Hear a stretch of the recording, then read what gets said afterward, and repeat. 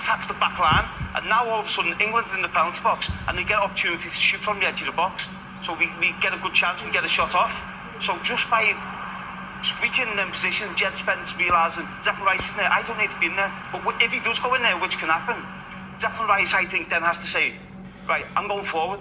Against Ghana, who was sat back, you don't need to be coming back and getting the ball off your centre-backs. You have to keep more players in the box. The only thing I would say to that, you remember many times when we talked about Kieran Trippier playing on that left-back position, and sometimes it's not natural.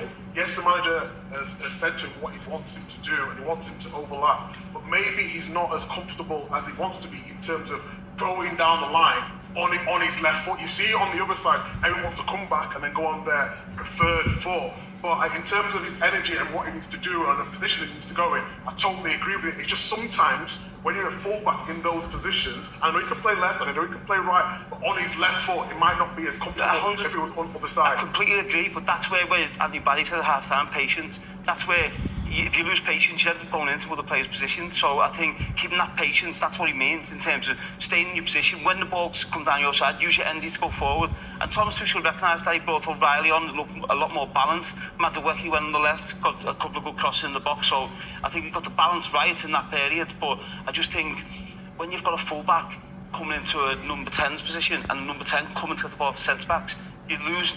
You've got a full-back in the attacking area and your attacking players near your own goal, so it doesn't make sense to me. I think you have to have your attacking players near the goal.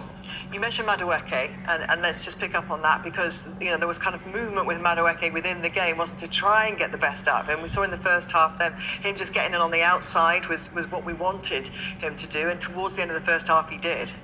Yeah, no, I think you want your wide players to Okay, can we just pause be it there? effective. I think it's pause it there.